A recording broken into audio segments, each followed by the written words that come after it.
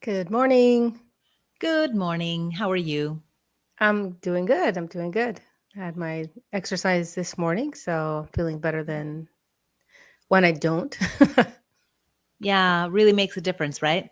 Yeah, it really does. It really Yeah. does set the tone. Mm-hmm.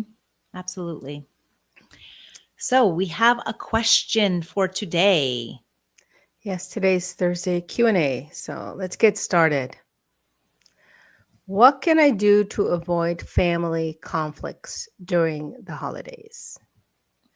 And I think this is a great question, especially right now, obviously, because we're in the holidays and we have more gatherings and it can be very stressful for people. But the simple answer is to practice detachment without disengagement and set calm, loving boundaries and respond thoughtfully during the conflicts. And if needed, excuse yourself to maintain peace while respecting others' emotions. And that's really the simple answer, but we want to dive in a little deeper. Yeah, absolutely. This is something that arises with clients in terms of like challenging circumstances, difficult relationships, patterns of behavior that have emerged over the years that are troubling and distressing and frustrating, right? And Right. one of the things that I recommend is like really being taking care of yourself, right? So if you need to remove yourself from the scene for a little bit and take a break, whether it's, go for a short walk or excuse yourself to the bathroom, like kind of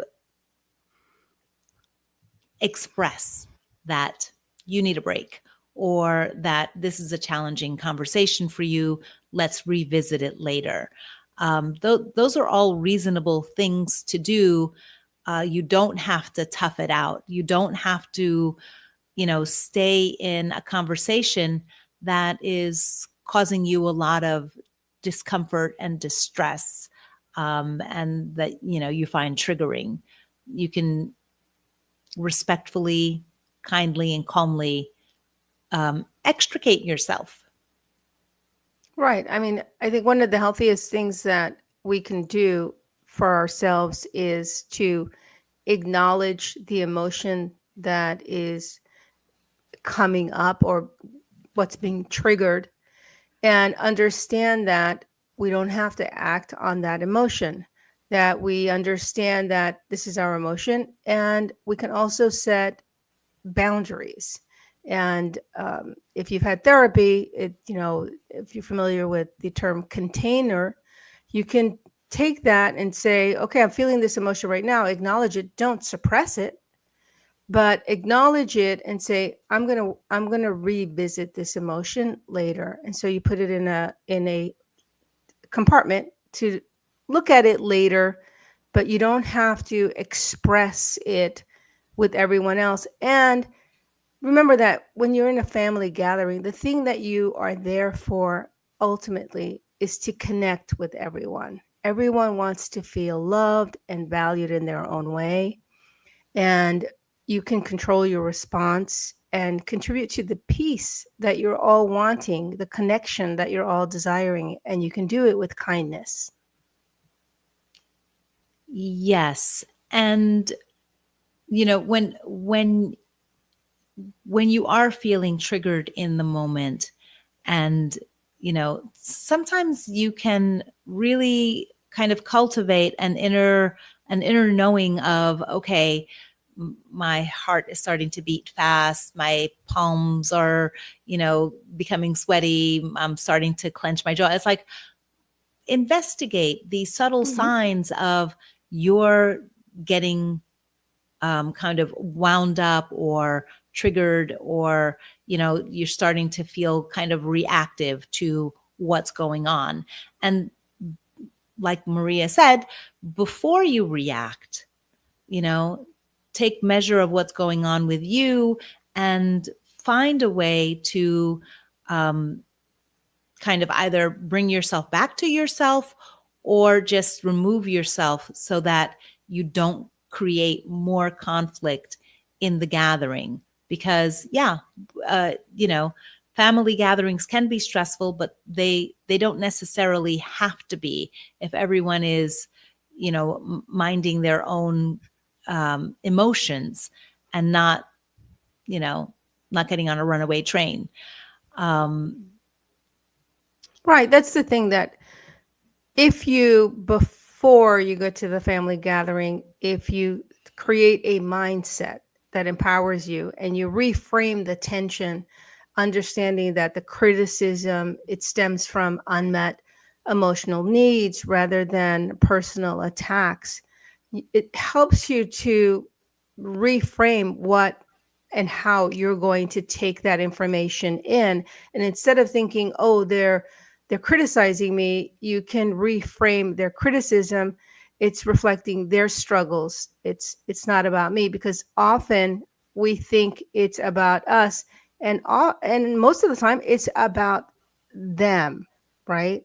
So you can respond with something along the lines of, I hear your concern. Let's make time later to discuss this, because it's right now, it's a time for connection, right? It's for the family gathering. It's for the love and joy of the holiday and being in family. And so you can, have statements like, I appreciate what you said. I appreciate you sharing. Let's get together later and talk it through. Absolutely. And I think something that you said is very important to kind of highlight. This, how you go into the situation really is a bigger determining factor than you might think. Because if you're going to the family gathering thinking, oh, it's just, this is going to be stressful, there's going to be conflict, we always get into an argument, then you're setting yourself up for that, as opposed to intentionally knowing that you have power to alter the outcomes in this situation. And if you come in with, kind of a peaceful, calm attitude that even though, that's the way that it's played out in the past, it doesn't have to play out that way today. And you can set your intention to remain calm, to create memories, to build connection, and to have an enjoyable, peaceful time with the family. And so, the thoughts that precede your walking into the gathering really make a difference for how you actually walk into the door. Right. So, the key to navigating through the holidays isn't about perfection. It's about being present and showing up with an open heart and a clear mind and the willingness to lead with love. And in doing so, you'll find that the greatest gift of all is the peace you create, not just for yourself, but for everyone in the family, everyone in the gathering. Right. Because those conflicts, they're destroying the fabric and the harmony within the family. Nobody wants that. So, being intentional about creating peace, creating calm, creating harmony in the gathering, you have the power to do that and to, like I said before, affect the outcome. Correct. Well, it's great. I think that I'm satisfied with our answers, with the response. I think that, we've unpacked a lot there, but obviously if it's something that is very difficult for you to do, then we suggest that you speak with somebody, reach out to a professional, a close friend, and see how you can modify your mindset so that you can live in or appreciate the family gathering. Because kids grow up, people move. So it's not always easy to get together in the family. And you can appreciate the times that you do have.